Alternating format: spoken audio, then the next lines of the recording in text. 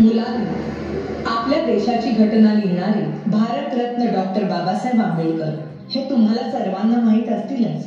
हो मॅम, आम्ही त्यांच्याविषयी संपूर्ण अभ्यास केलाय. खूप छान. पण संपूर्ण आयुष्यभर त्यांच्या मागे खंबीरपणे उभ्या राहणाऱ्या त्यागमूर्ती म्हणजेच त्यांच्या पत्नी माता रमाबाई भीमराव आंबेडकर आज मी तुम्हाला त्यांच्याबद्दल सांगणार आहे.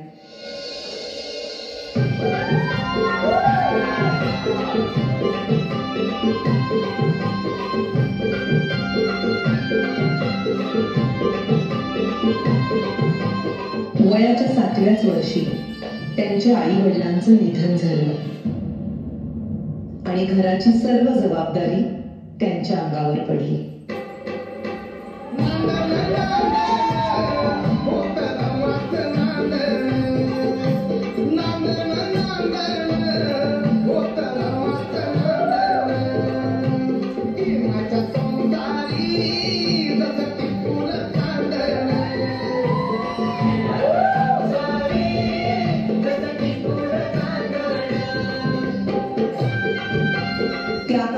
बालविवाह ही प्रथा प्रचलित असल्यामुळे वयाच्या 9व्याच वर्षी त्यांचा विवाह भीमराव आंबेडकर यांच्याबरोबर झाला.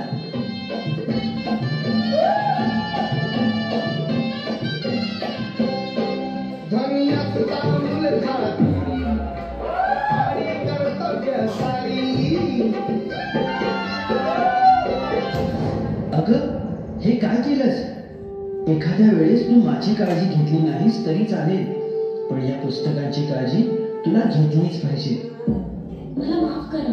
जर तू शिकली असतीस तर तुला या पुस्तकांचं मोल कळलं असतं.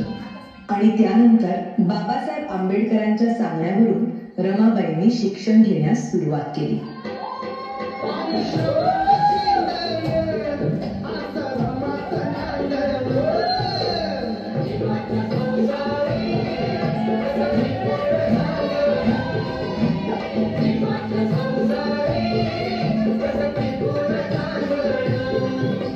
पुढच्या शिक्षणासाठी बाबासाहेब आंबेडकरांना परदेशी जावं लागलं.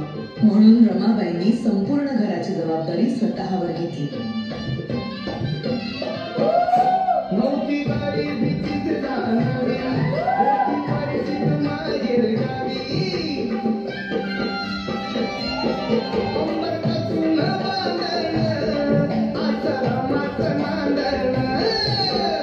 बॅरिस्टरची बायको शेण गोळा करते म्हणून लोक नावं ठेवतील या भीतीने रमाबाई रात्रीच्या काळोखात गवऱ्या थापायच्या आणि पहाट व्हायच्या आधी घरी निघून जायच्या.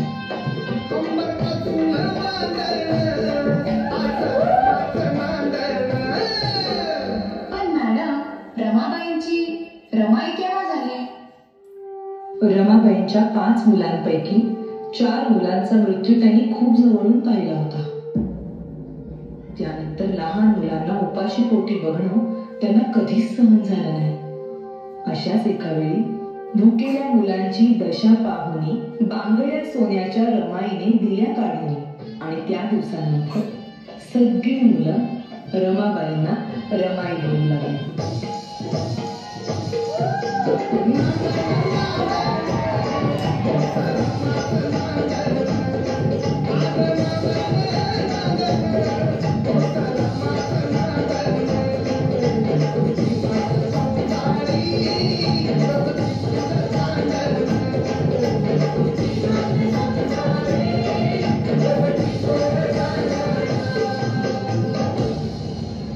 प्रेम, माया, त्याग अशा अनेक गुणांचा संगम म्हणजेच माता रमाबाई भीमराव आंबेडकर.